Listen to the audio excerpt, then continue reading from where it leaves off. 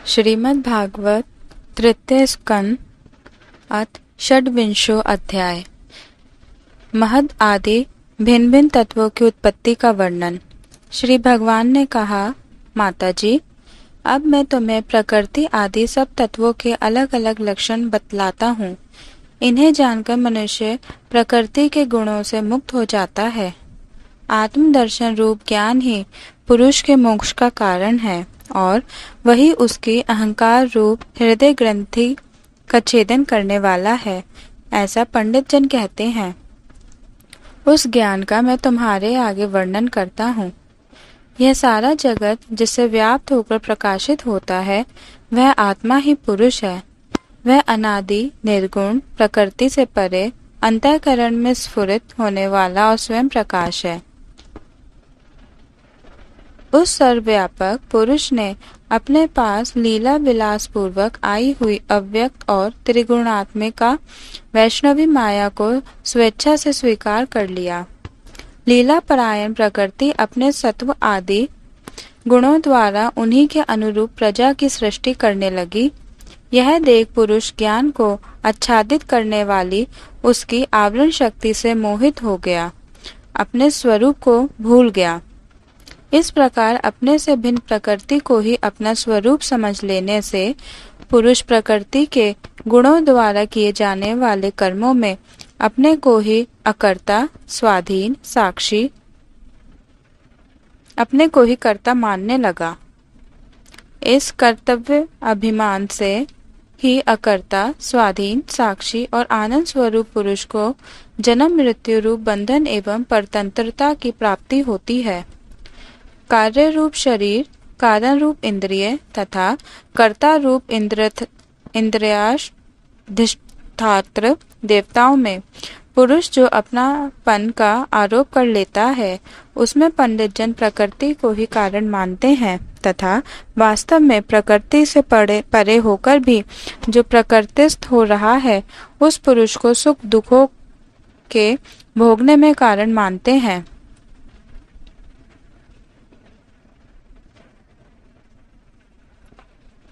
देवहूति ने कहा, पुरुषोत्तम, इस विश्व के स्थूल सूक्ष्म कार्य जिनके स्वरूप हैं तथा जो इसके कारण हैं, उन प्रकृति और पुरुष का लक्षण भी आप मुझसे कहिए।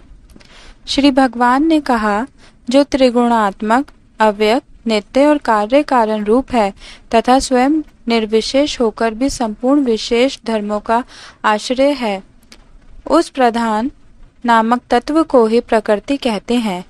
5 महाभूत, 5 तन्मात्रा, 4 अंतःकरण और 10 इंद्रिय, इन 24 तत्वों के समूह को विद्वान लोग प्रकृति का कार्य मानते हैं।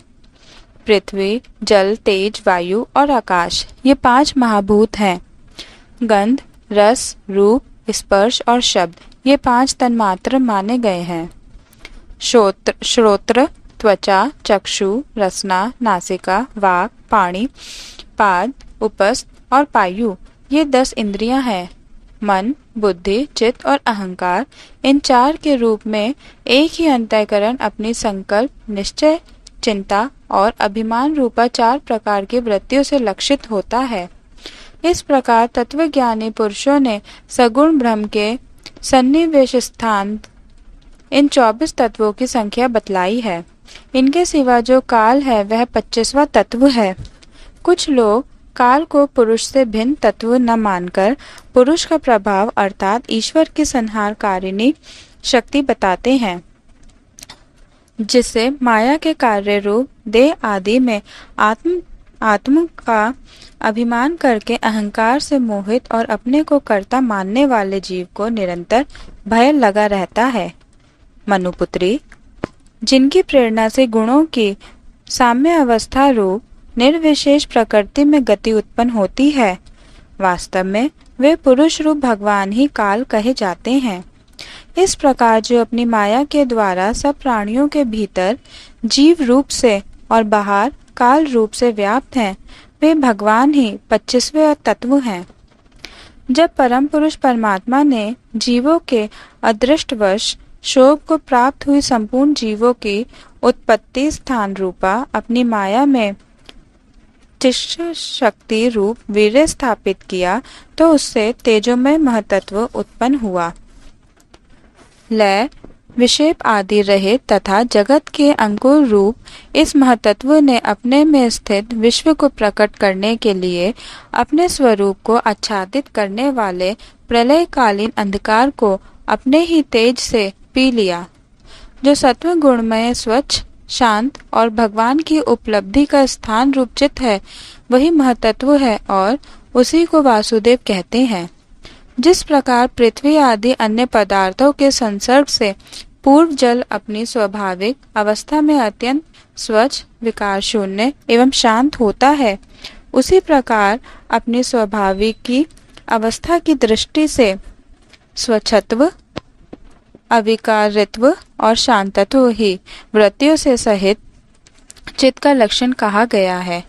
तदंतर भगवान की वीर्य रूप चित्त शक्ति से उत्पन्न हुए महतत्व के विकृत होने पर उससे क्रिया शक्ति प्रधान अहंकार उत्पन्न हुआ। वह वैकारिक, तेजस और तामस भेद से 3 प्रकार का है। उसी से क्रमशः मन, इंद्रियों और पंच महाभूतों की उत्पत्ति हुई।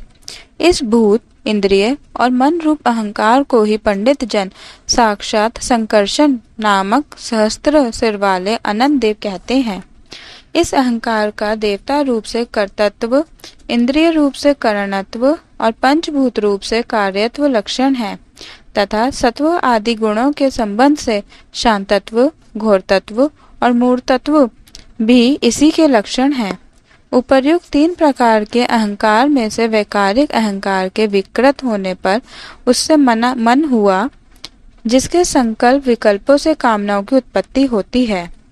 यह मनस्तत्व ही इंद्रियों के अधिष्ठाता अनिरुद्ध के नाम से प्रसिद्ध है। योगी जन शरतकालीन नील कमल के समान श्याम वर्ण वाले इन अनिरुद्ध जी की शनय शनय मन को वशीभूत करके आराधना करते हैं। साध्वी, फिर तेजस अहंकार में विकार होने पर उससे बुद्धि तत्व उत्पन्न हुआ। वस्तु का स्फुरन रूप विज्ञान और इंद्रियों के व्यापार में सहायक होना, पदार्थों का विशेष ज्ञान करना, ये बुद्धि के कार्य हैं। वृत्तियों के भेद से संशय, विपर्यय, निश्चय, स्मृति और निद्रा भी बुद्धि के ही लक्षण हैं। यह बुद्धित्व ही प्रद्युम्न है। इंद्रियां भी तेजस अहंकार का ही कार्य हैं। कर्म और ज्ञान के विभाग से उनके कर्मेंद्रिय और ज्ञानेंद्रिय 2 भेद हैं। इनमें कर्म प्राण की शक्ति है और ज्ञान बुद्धि की। भगवान की चेतन शक्ति की प्रेरणा से तामस अहंकार के विकृत होने पर उससे शब्द तन्मात्र का प्रादुर्भाव हुआ। शब्द तन्मात्र से आकाश तथा शब्द का ज्ञान कराने वाली श्रोतेंद्रिय उत्पन्न हुई। अर्थ का प्रकाशक होना, ओट में खड़े हुए वक्ता का भी ज्ञान करा देना और आकाश का सूक्ष्म रूप होना, विद्वानों के मत में यही शब्द के लक्षण हैं। भूतों को अवकाश देना, सबके बाहर भीतर वर्तमान रहना तथा प्राण, इंद्रिय और मन का आश्रय होना, यह आकाश के वृत्ति रूप लक्षण है।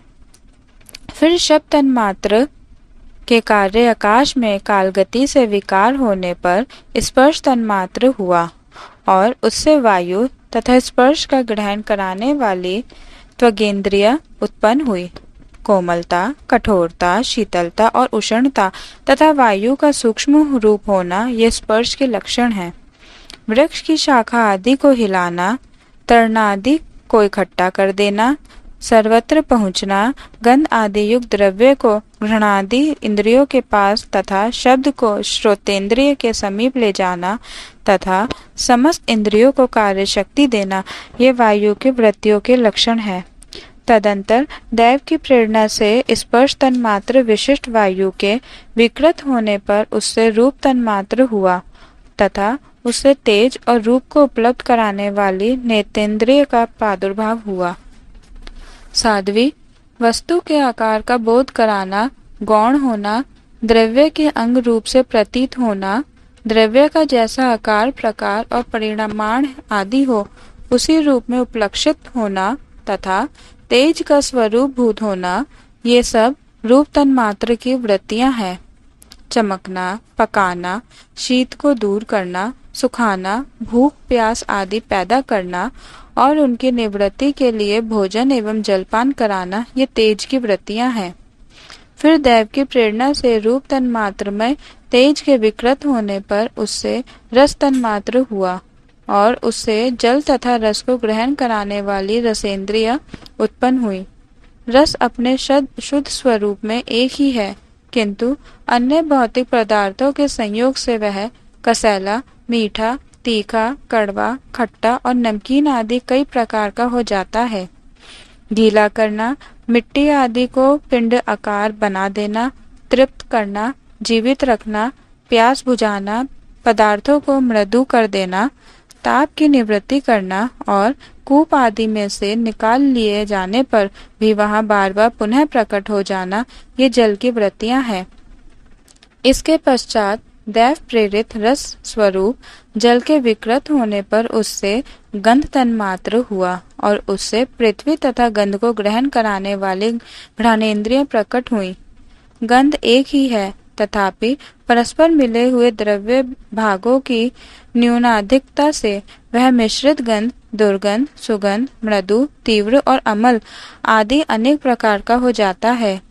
प्रतिमा आदि रूप से ब्रह्म की साकार भावना का आश्रय होना, जल आदि कारण तत्वों से भिन्न किसी दूसरे आश्रय की अपेक्षा किए बिना ही स्थित रहना, जल आदि अन्य पदार्थों को धारण करना, आकाश आदि का अविच्छेद्य होना तथा परिणाम विशेष से संपूर्ण प्राणियों के गुणों को प्रकट करना, ये पृथ्वी के कार्य रूप लक्षण है। आकाश का विशेष गुण शब्द जिसका विषय है वह श्रोतेंद्रिय है। वायु का विशेष गुण स्पर्श जिसका विषय है वह त्वगेंद्रिय है। तेज का विशेष गुण रूप जिसका विषय है वह नेतेंद्रिय है। जल का विशेष गुण रस जिसका विषय है वह रसेंद्रिय है और पृथ्वी का विशेष गुण गंध जिसका विषय है उसे घ्राणेन्द्रिय कहते हैं। वायु आदि कार्य तत्वों में आकाश आदि कारण तत्वों के रहने से उनके गुण भी अनुगत देखे जाते हैं। इसलिए समस्त महाभूतों के गुण शब्द, स्पर्श, रूप, रस और गंध केवल पृथ्वी में ही पाए जाते हैं। जब महतत्व, अहंकार और पंचभूत ये सात तत्व परस्पर मिल न सके, पृथक पृथक ही रह गए, तब जगत के आदि कारण श्री नारायण ने काल, अदृष्ट और सत्व आदि गुणों के सहित उनमें प्रवेश किया। फिर परमात्मा के प्रवेश से शुद्ध और आपस में मिले हुए उन तत्वों से एक जड़ अंड उत्पन्न हुआ। उस अंड से इस विराट पुरुष की अभिव्यक्ति हुई। इस अखंड का नाम विशेष है। माफ कीजिए, इस अंड का नाम विशेष है। इसी के अंतर्गत श्री हरि के स्वरूप भूत 14 भुवनों का विस्तार है। यह चारों ओर से क्रमशः एक दूसरे से 10 गुने जल, अग्नि, वायु, आकाश, अहंकार और महतत्व इन 6 आवरणों से घिरा हुआ है। इन सब के बाहर 7वां आवरण प्रकृति का है। कारण में जल में स्थित उस तेजोमय अंड से उठकर उस विराट पुरुष ने पुनः उसमें प्रवेश किया और फिर उसमें कई प्रकार के छिद्र किए। सबसे पहले उसमें मुख प्रकट हुआ, उससे वाक इंद्रिय और उसके अनंतर वाक का अधिष्ठाता अग्नि उत्पन्न हुआ। फिर नाक के छिद्र प्रकट हुए, उनसे प्राण सहित घ्राणेन्द्रिय उत्पन्न हुए। घ्राण के बाद उसका अधिष्ठाता वायु उत्पन्न हुआ। तत्पश्चात नेत्र गोलक प्रकट हुए, उनसे चक्षु इंद्रिय प्रकट हुई और उसके अनंतर उसका अधिष्ठाता सूर्य उत्पन्न हुआ। फिर कानों के छिद्र प्रकट हुए, उनसे उनकी इंद्रिय श्रोत्र और उसके अभिमानी दिक् देवता प्रकट हुए। इसके बाद उस विराट पुरुष के त्वचा उत्पन्न हुई, उससे रोम, मूछ, दाढ़ी और सिर के बाल प्रकट हुए और उनके बाद त्वचा की अभिमानी औषधियां उत्पन्न हुई। उसके पश्चात लिंग प्रकट हुआ, उससे वीर्य और वीर्य के बाद लिंग का अभिमानी आपोदेव अर्थात जल उत्पन्न हुआ। फिर गुदा प्रकट हुई, उससे अपान वायु और अपान के बाद उसका अभिमानी लोकों को भयभीत करने वाला मृत्यु देवता प्रकट हुआ। तदंतर हाथ प्रकट हुए, उनसे बल और बल के बाद हस्तेंद्रिय का अभिमानी इंद्र उत्पन्न हुआ।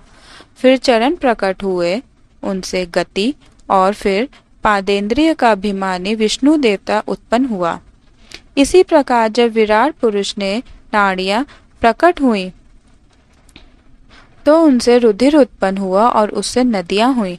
फिर उसके उदर प्रकट हुआ, उससे क्षुधा पिपासा की अभिव्यक्ति हुई और फिर उदर का अभिमानी समुद्र देवता उत्पन्न हुआ। तत्पश्चात उसके हृदय प्रकट हुआ, हृदय से मन का प्राकट्य हुआ। मन के बाद उसका अभिमानी देवता चंद्रमा हुआ। फिर हृदय से ही बुद्धि और उसके बाद उसका अभिमानी ब्रह्मा हुआ।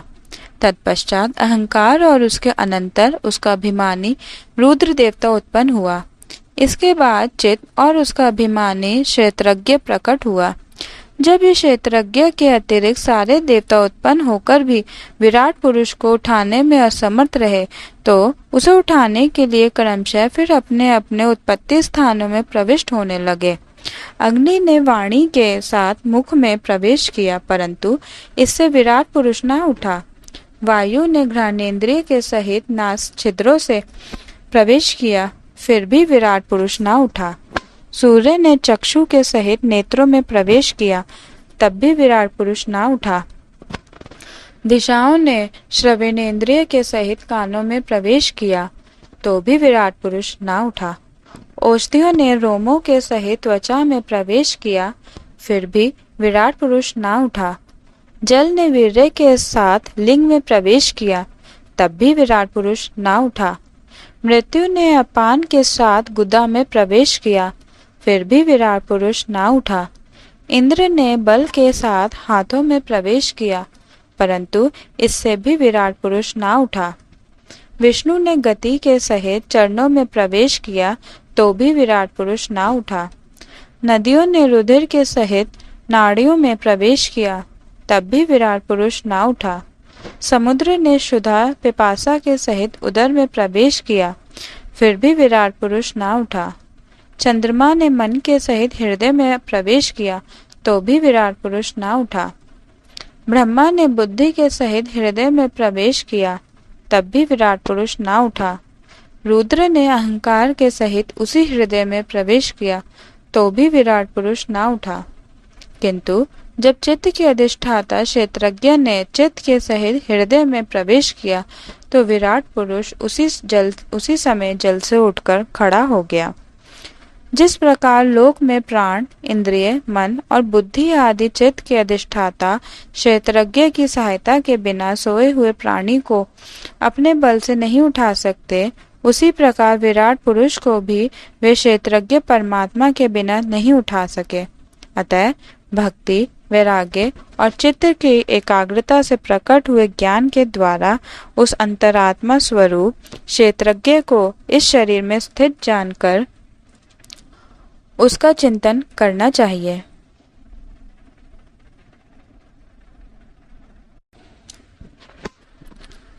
अथ सप्तविंशो अध्याय। प्रकृति पुरुष के विवेक से मोक्ष प्राप्ति का वर्णन। श्री भगवान कहते हैं, माताजी, जिस तरह जल में प्रतिबिंबित सूर्य के साथ जल के शीतलता, चंचलता आदि गुणों का संबंध नहीं होता, उसी प्रकार प्रकृति के कार्य शरीर में स्थित रहने पर भी आत्मा वास्तव में उसके सुख दुख आदि धर्मों से लिप्त नहीं होता, क्योंकि वह स्वभाव से निर्विकार, अकर्ता और निर्गुण है। किंतु जब वही प्राकृत गुणों से अपना संबंध स्थापित कर लेता है, तब अहंकार से मोहित होकर मैं करता हूँ ऐसा मानने लगता है। उस अभिमान के कारण वह देह के संसर्ग से किए हुए पुण्य पाप रूप कर्मों के दोष से अपनी स्वाधीनता और शांति को खो बैठता है तथा उत्तम, मध्यम और नीच योनियों में उत्पन्न होकर संसार चक्र में घूमता रहता है। जिस प्रकार स्वप्न में भय, शोक आदि का कोई कारण न होने पर भी स्वप्न के पदार्थों में आस्था हो जाने के कारण दुख उठाना पड़ता है, उसी प्रकार भय, शोक, अहम, मम एवं जन्म मरण आदि रूप संसार की कोई सत्ता न होने पर भी अविद्यावश विषयों का चिंतन करते रहने से जीव का संसार चक्र कभी निवृत्त नहीं होता। इसलिए बुद्धिमान मनुष्य को उचित है कि असन मार्ग अर्थात विषय चिंतन में फंसे हुए चित्त को तीव्र भक्ति योग और वैराग्य के द्वारा धीरे धीरे अपने वश में लावे। यम आदि योग साधनों के द्वारा श्रद्धा पूर्वक अभ्यास चित्त को बारंबार एकाग्र करते हुए मुझ में सच्चा भाव रखे, मेरी कथा श्रवण करने, समस्त प्राणियों में संभाव रखने, किसी से वैर न करने, आसक्ति के त्याग, ब्रह्मचर्य, मौन व्रत और बलिष्ठ स्वधर्म से जिसे ऐसी स्थिति प्राप्त हो गई है कि प्रारब्ध के अनुसार जो कुछ मिल जाता है उसी में संतुष्ट रहता है, परिमित भोजन करता है, सदा एकांत में रहता है, शांत स्वभाव है, सबका मित्र है, दयालु और धैर्यवान है, प्रकृति और पुरुष के वास्तविक स्वरूप के अनुभव से प्राप्त हुए तत्व ज्ञान के कारण स्त्री पुत्र आदि संबंधियों के सहित इस देह में मैं मेरेपन का मिथ्या अभिनिवेश नहीं करता, बुद्धि की जागृत आदि अवस्थाओं से भी अलग हो गया है तथा परमात्मा के सिवा और कोई वस्तु नहीं देखता, वह आत्मदर्शी मुनि नेत्रों से सूर्य को देखने की भांति अपने शुद्ध अंतःकरण द्वारा परमात्मा का साक्षात कर उस अद्वितीय ब्रह्मपद को प्राप्त हो जाता है, जो देह आदि संपूर्ण उपाधियों से पृथक अहंकार आदि मिथ्या वस्तुओं में सत्य रूप से भासने वाला, जगत कारण भूता प्रकृति का अधिष्ठान, महत आदि कार्य वर्ग का प्रकाशक और कार्य कारण रूप संपूर्ण पदार्थों में व्याप्त है। जिस प्रकार जल में पड़ा हुआ सूर्य का प्रतिबिंब दीवाल पर पड़े हुए अपने आभास के संबंध से देखा जाता है और जल में दिखने वाले प्रतिबिंब से आकाश स्थित सूर्य का ज्ञान होता है, उसी प्रकार वैकारिक आदि भेद से तीन प्रकार का अहंकार देह, इंद्रिय और मन में स्थित अपने प्रतिबिंबों से लक्षित होता है और फिर सत परमात्मा के प्रतिबिंब युक्त उस अहंकार के द्वारा सत्य ज्ञान स्वरूप परमात्मा का दर्शन होता है, जो सुषुप्ति के समय निद्रा से शब्द आदि भूत सूक्ष्म इंद्रिय और मन बुद्धि आदि के अव्याकृत में लीन हो जाने पर स्वयं जागता रहता है और सर्वथा अहंकार शून्य है। सुषुप्ति के समय अपने उपाधिभूत अहंकार का नाश होने से वह भ्रमवश अपने को ही नष्ट हुआ मान लेता है और जिस प्रकार धन का नाश हो जाने पर मनुष्य अपने को भी नष्ट हुआ मानकर अत्यंत व्याकुल हो जाता है, उसी प्रकार वह भी अत्यंत विवश होकर नष्टवत हो जाता है। माताजी, इन सब बातों का मनन करके विवेकी पुरुष अपने आत्मा का अनुभव कर लेता है, जो अहंकार के सहित संपूर्ण तत्वों का अधिष्ठान और प्रकाशक है। देवहूति ने पूछा, प्रभो, पुरुष और प्रकृति दोनों ही नित्य और एक दूसरे के आश्रय से रहने वाले हैं, इसलिए प्रकृति तो पुरुष को कभी छोड़ ही नहीं सकती। ब्रह्मन, जिस प्रकार गंध और पृथ्वी तथा रस और जल की पृथक पृथक स्थिति नहीं हो सकती, उसी प्रकार पुरुष और प्रकृति भी एक दूसरे को छोड़ नहीं सकते। अतः जिनके आश्रय से अकर्ता पुरुष को यह कर्म बंधन प्राप्त हुआ है, उन प्रकृति के गुणों के रहते हुए उसे कैवल्य पद कैसे प्राप्त होगा? यदि तत्वों का विचार करने से कभी यह संसार बंधन का तीव्र भय निवृत्त हो भी जाए, तो भी उसके निमित्त भूत प्राकृत गुणों का अभाव न होने से वह भय फिर उपस्थित हो सकता है। श्री भगवान ने कहा, माताजी, जिस प्रकार अग्नि का उत्पत्ति स्थान अग्नि अपने से ही उत्पन्न अग्नि से जलकर भस्म हो जाती है, उसी प्रकार निष्काम भाव से किए हुए स्वधर्म पालन द्वारा अंतःकरण शुद्ध होने से बहुत समय तक भगवत कथा श्रवण द्वारा पुष्ट हुई मेरी तीव्र भक्ति से, तत्व साक्षात्कार कराने वाले ज्ञान से, प्रबल वैराग्य से, व्रत नियम आदि के सहित किए हुए ध्यान अभ्यास से और चित्त की प्रगाढ़ एकाग्रता से पुरुष की प्रकृति दिन रात क्षीण होती हुई धीरे धीरे लीन हो जाती है। फिर नित्य प्रति दोष दिखने से भोग कर त्यागी हुई वह प्रकृति अपने स्वरूप में स्थित और स्वतंत्र हुए उस पुरुष का कुछ भी नहीं बिगाड़ सकती। जैसे सोए हुए पुरुष को स्वप्न में कितने ही अनर्थों का अनुभव करना पड़ता है, किंतु जग पड़ने पर उसे उन स्वप्न के अनुभवों से किसी प्रकार का मोह नहीं होता। उसी प्रकार जिसे तत्व ज्ञान हो गया है और जो निरंतर मुझ में ही मन लगाए रहता है, उस आत्मा राम मुनि का प्रकृति कुछ भी नहीं बिगाड़ सकती। जब मनुष्य अनेकों जन्मों में बहुत समय तक इस प्रकार आत्मचिंतन में ही निमग्न रहता है, तब उसे ब्रह्मलोक पर्यंत सभी प्रकार के भोगों से वैराग्य हो जाता है।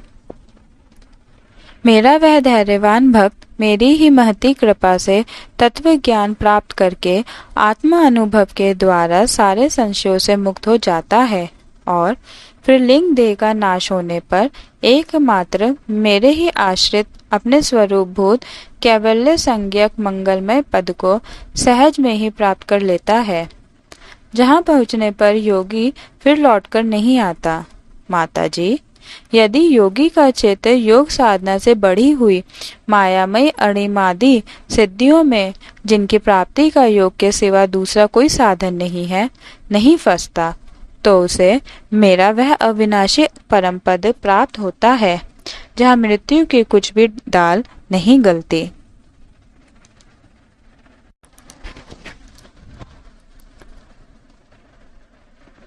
तृतीय स्कंद 28वां अध्याय अष्टांग योग की विधि। कपिल भगवान कहते हैं, माता जी, अब मैं तुम्हें सबीज योग का लक्षण बताता हूँ, जिसके द्वारा चित्त शुद्ध एवं प्रसन्न होकर परमात्मा के मार्ग में प्रवृत्त हो जाता है। यथाशक्ति शास्त्र विहित स्वधर्म का पालन करना तथा शास्त्र विरुद्ध आचरण का परित्याग करना, प्रारब्ध के अनुसार जो कुछ मिल जाए उसी में संतुष्ट रहना, आत्मज्ञानियों के चरणों की पूजा करना, विषय वासनाओं को बढ़ाने वाले कर्मों से दूर रहना, संसार बंधन से छुड़ाने वाले धर्मों में प्रेम करना, पवित्र और परिमित भोजन करना, निरंतर एकांत और निर्भय स्थान में रहना, मन, वाणी और शरीर से किसी जीव को न सताना, सत्य बोलना, चोरी न करना, आवश्यकता से अधिक वस्तुओं का संग्रह न करना, ब्रह्मचर्य का पालन करना, तपस्या करना, बाहर भीतर से पवित्र रहना, शास्त्रों का अध्ययन करना, भगवान की पूजा करना, वाणी का संयम करना, उत्तम आसनों का अभ्यास करके स्थिरता पूर्वक बैठना, धीरे धीरे प्राणायाम के द्वारा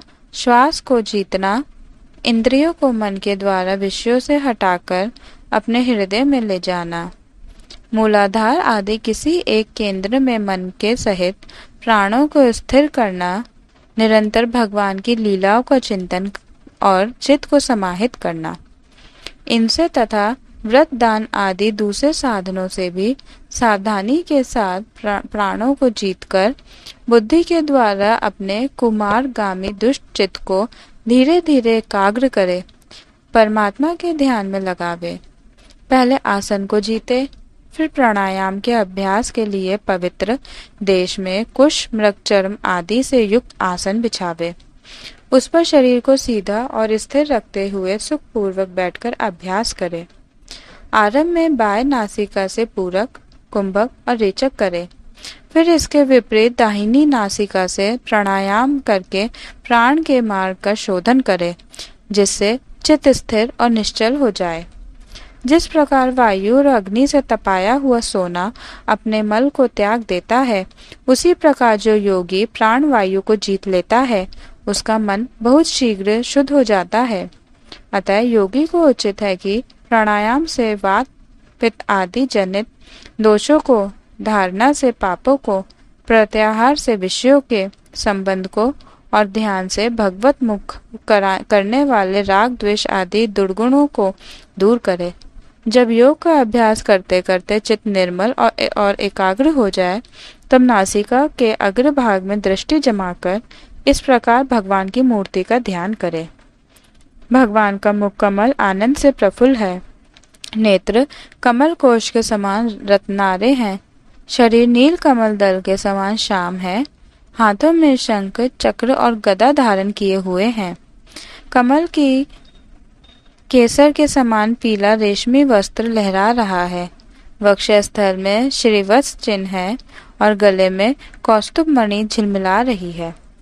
वनमाला चरणों तक लटकी हुई है, जिसके चारों ओर भौरे सुगंध से मतवाले होकर मधुर गुंजार कर रहे हैं।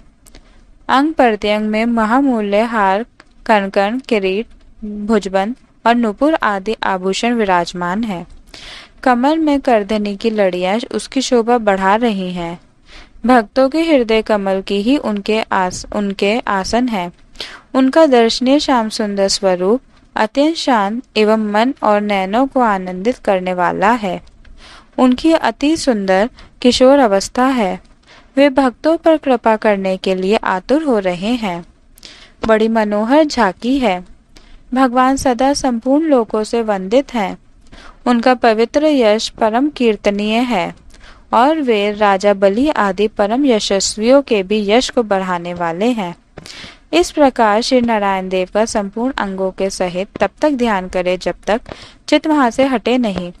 भगवान की लीलाएं बड़ी दर्शनीय हैं, अतः अपनी रुचि के अनुसार खड़े हुए, चलते हुए, बैठे हुए, पौड़े हुए अथवा अंतर्यामी रूप में स्थित हुए उनके स्वरूप का विशुद्ध भावयुक्त चित्त से चिंतन करे।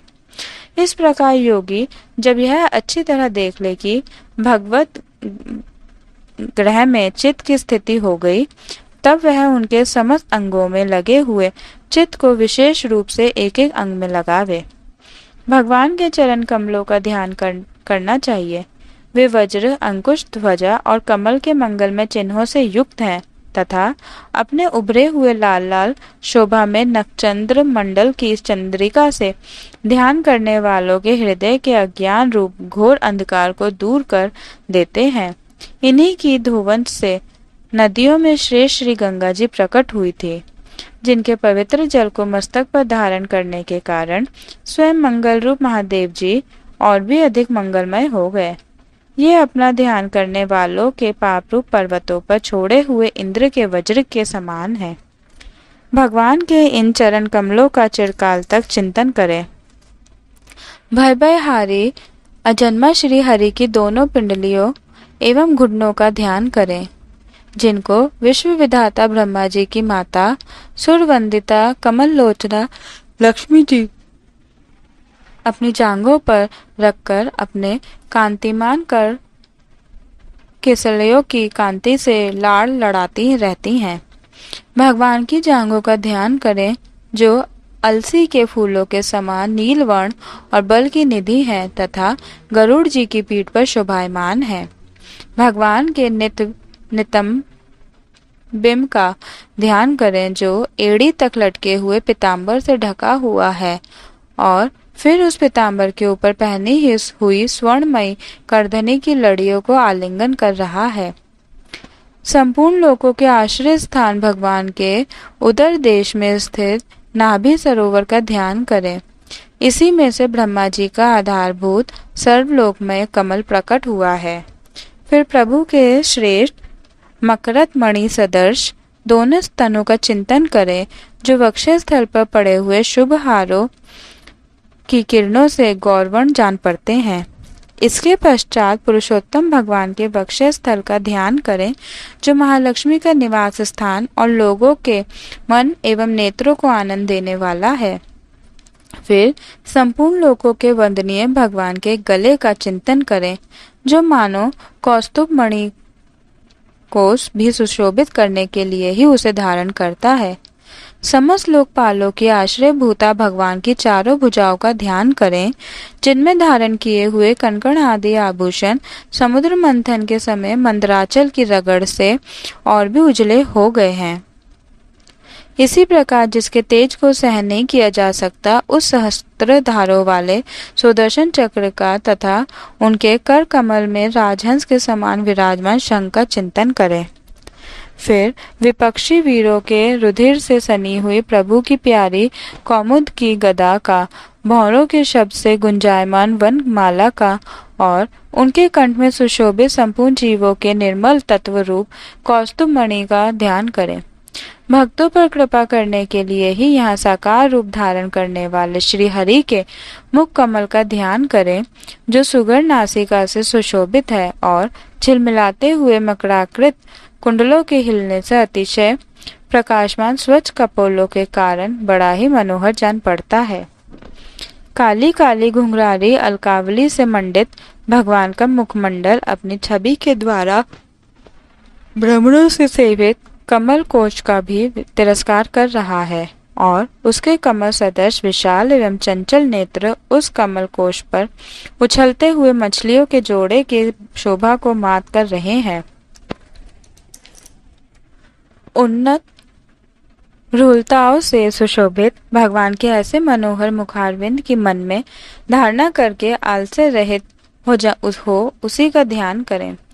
हृदय गुहा में चिरकाल तक भक्ति भाव से भगवान के नेत्रों की चितवन का ध्यान करना चाहिए, जो कृपा से और प्रेम भरी मुस्कान से क्षण क्षण अधिकाधिक बढ़ती रहती है, विपुल प्रसाद की वर्षा करती रहती है और भक्तजनों के अत्यंत घोर तीनों तापों को शांत करने के लिए ही प्रकट हुई है।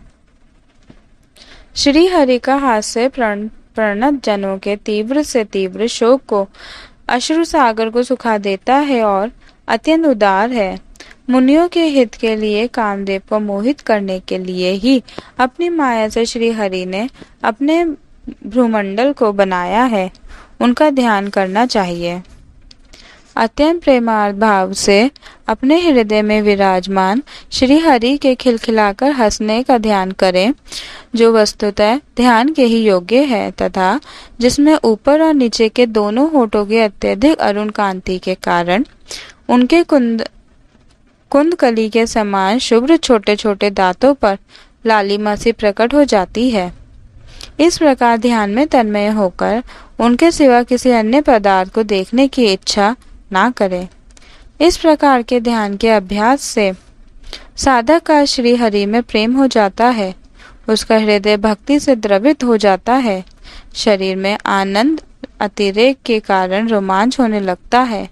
उत्कंठा जनित प्रेमाश्रु की धारा में वह बारंबार अपने शरीर को नहलाता है और फिर मछली पकड़ने के कांटे के समान श्री हरि को अपनी ओर आकर्षित करने के साधन रूप अपने चित्त को भी धीरे धीरे ध्येय वस्तु से हटा लेता है। जैसे तेल आदि के चुक जाने पर दीपशिखा अपने कारण रूप तेजस तत्वों में लीन हो जाती है, वैसे ही आश्रय विषय और राग से रहित होकर मन शांत ब्रह्माकार हो जाता है। इस अवस्था के प्राप्त होने पर जीव गुण प्रवाह रूप देह आदि उपाधि के निवृत्त हो जाने के कारण ध्याता ध्येय और विभाग से रहित एक अखंड परमात्मा को ही सर्वत्र अनुगत देखता रहता है। योग अभ्यास से प्राप्त हुई चित्त की इस अविद्या रहित लय रूप निवृत्ति से अपने सुख दुख रहित ब्रह्म रूप महिमा में स्थित होकर परमात्मा तत्व का साक्षात्कार लेने पर वह योगी जिस दुख सुख के भोक्तृत्व को पहले अज्ञानवश अपने स्वरूप में देखता था, उसे अब अविद्याकृत अहंकार में ही देखता रहता है। जिस प्रकार मदिरा के मद से मतवाले पुरुष को अपनी कमर पर लपेटे हुए वस्त्र के रहने या गिरने की कुछ भी सुधि नहीं रहती, उसी प्रकार चरम अवस्था को प्राप्त हुए सिद्ध पुरुष को भी अपनी देह के बैठने उठने अथवा दैववश कहीं जाने या लौट आने के विषय में कुछ भी ज्ञान नहीं रहता, क्योंकि वह अपने परमानंद में स्वरूप में स्थित है। उसका शरीर तो पूर्व जन्म के संस्कारों के अधीन है, अतः जब तक उसका आरंभक प्रारब्ध शेष है तब तक वह इंद्रियों के सहित जीवित रहता है। किंतु जिसे समाधि पर्यंत योग की स्थिति प्राप्त हो गई है और जिसने परमात्मा तत्व को भी भली भांति जान लिया है, वह सिद्ध पुरुष पुत्र कल्त्रादि के सहित इस शरीर को स्वप्न में प्रतीत होने वाले शरीरों के समान फिर स्वीकार नहीं करता, फिर उसमें अहंता ममता नहीं रहती। जिस प्रकार अत्यंत स्नेह के कारण पुत्र और धन आदि में भी साधारण जीवों की आत्म बुद्धि रहती है, किंतु थोड़ा सा विचार करने से ही वे उनसे स्पष्टतः अलग दिखाई देते हैं। उसी प्रकार जिन्हें यह अपना आत्मा मान बैठा है, उन देह आदि से भी उनका साक्षी पुरुष पृथक ही है। जिस प्रकार जलती हुई लकड़ी से, चिंगारी से, स्वयं अग्नि से ही प्रकट हुए धुएं से तथा अग्नि रूप मानी जाने वाली उस जलती हुई लकड़ी से भी अग्नि वास्तव में पृथक ही है, उसी प्रकार भूत, इंद्रिय और अंतःकरण से उनका साक्षी आत्मा अलग है तथा जीव कहलाने वाले उस आत्मा से वे ब्रह्म भिन्न है और प्रकृति से उसके संचालक पुरुषोत्तम भिन्न है। जिस प्रकार देह दृष्टि से जरायुज, अंडज, स्वेदज और उद्भज चारों प्रकार के प्राणी पंचभूत मात्र हैं, उसी प्रकार संपूर्ण जीवों में आत्मा को और आत्मा में संपूर्ण जीवों को अनन्य भाव से अनुगत देखें। जिस प्रकार एक ही अग्नि अपने पृथक पृथक आश्रयों में उनकी विभिन्नता के कारण भिन्न भिन्न आकार का दिखाई देता है, उसी प्रकार देव, मनुष्य आदि शरीरों में रहने वाला एक ही आत्मा अपने आश्रयों के गुण भेद के कारण भिन्न भिन्न प्रकार का भासता है। अतः भगवान का भक्त जीव के स्वरूप को छिपा देने वाली कारण रूप से परिणाम को प्राप्त हुई भगवान की इस अचिंत्य शक्तिमय माया को भगवान की कृपा से ही जीतकर अपने वास्तविक स्वरूप ब्रह्म रूप में स्थित होता है। जय श्री राम।